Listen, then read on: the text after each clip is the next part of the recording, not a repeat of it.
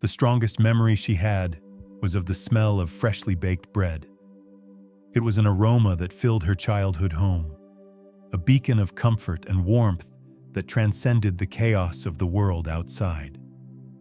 Her mother's kitchen had been the heart of their small apartment, a sacred place where love and care were kneaded into every loaf. She could still recall the flour-dusted counters, the rhythmic thumping of dough, and the soft, golden crust that promised a meal to remember. It was a memory untainted by the shadows that had since crept into her life. Now, standing in the sterile embrace of the subway station, she found herself craving that warmth. The fluorescent lights flickered overhead, casting an eerie glow on the faces of the commuters as they rushed by. The air had the scent of metal and exhaust, a stark contrast to the memory she clung to. She checked her watch, the silver digits reflecting her weary gaze.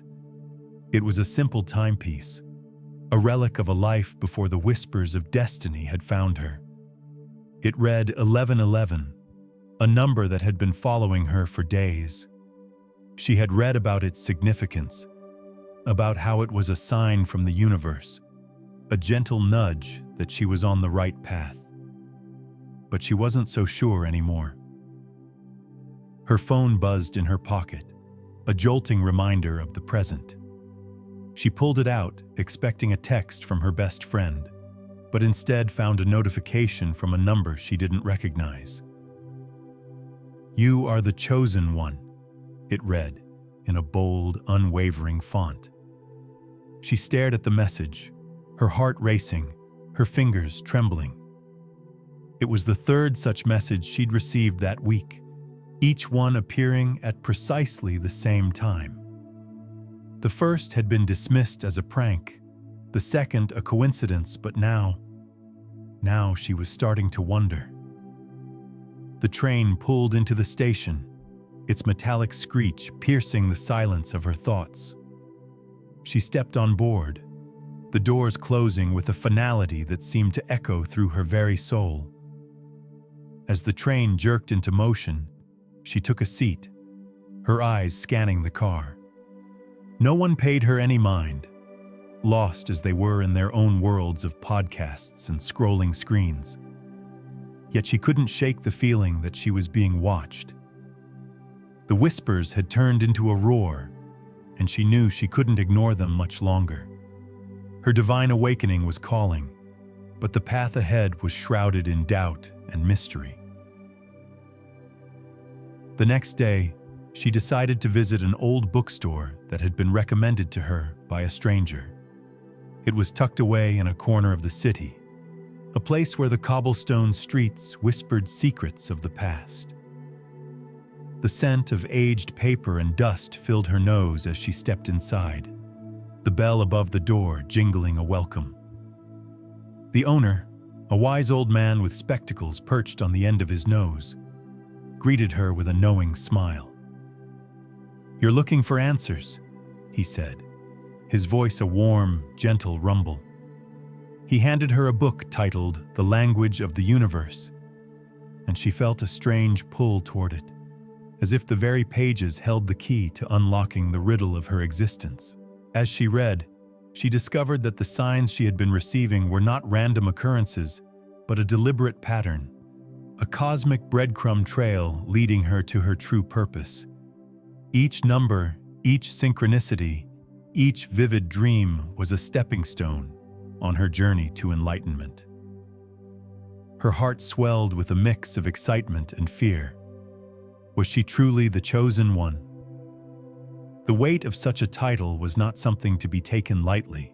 The book spoke of a gathering, a meeting of those who had been called by the universe, a place where they would learn to harness their powers and understand their role in the grand tapestry of life. She felt a surge of determination, a burning desire to uncover her own place in the cosmic design. With trembling hands, she turned to the back of the book, where an address was scribbled in faded ink. It was time to embrace her destiny and face whatever lay ahead. The night of the gathering arrived, and she found herself standing before an ancient, ivy-covered building. The moon cast an ethereal glow, casting shadows that danced with the flickering street lamps. As she approached the grand arched doorway, a sense of anticipation filled her. The door swung open, revealing a dimly lit foyer where figures in hooded cloaks stood, silent sentinels to a world of mysticism and wisdom. She took a deep breath and stepped over the threshold, ready to embrace the fate that had chosen her. Inside, she was met by a chorus of voices, each recounting their own experiences with the angelic numbers and cryptic messages. They spoke of prophecies and ancient texts, of battles between light and dark forces. Her heart raced as she listened, feeling the truth of their words resonate within her very core. The leader of the group, a woman with piercing eyes and an aura of calm strength, called her forward. "You've come a long way," she said, her voice a soothing balm to her frazzled nerves. "Now it's time for you to awaken fully to your purpose." The room grew quiet as the woman placed her hands on her shoulders, a warmth seeping into her bones. She closed her eyes and took a deep breath, feeling the energy of the universe swirling around her.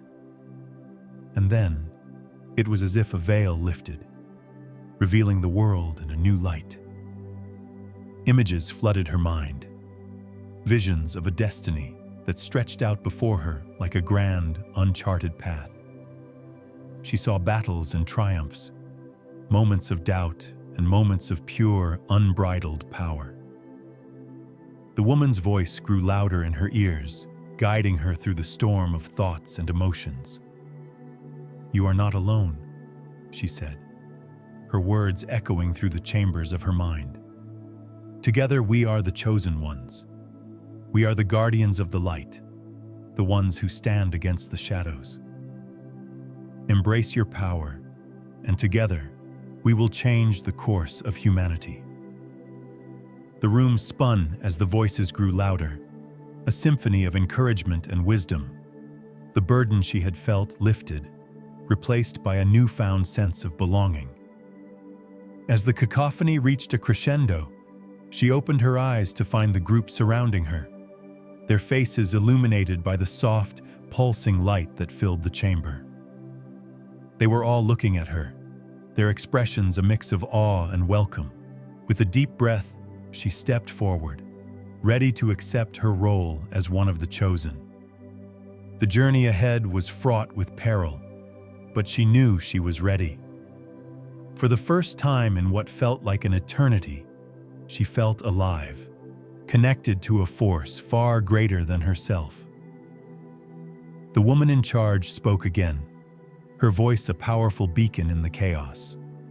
"Now, let us begin your training," she said, a hint of excitement in her tone.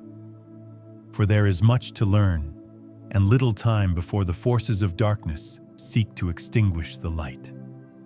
The group broke into pairs, and she was guided to a man with kind eyes and a gentle smile. He offered his hand, and she took it, feeling the warmth of his touch and the promise of a future she had never dared to dream of.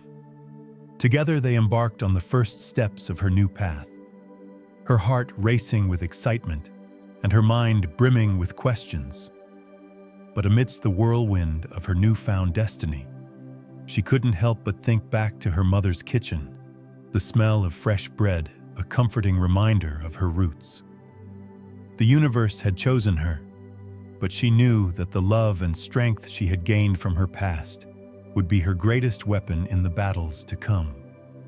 And as the night unfolded, she felt a profound sense of peace, for she knew that she was exactly where she was meant to be.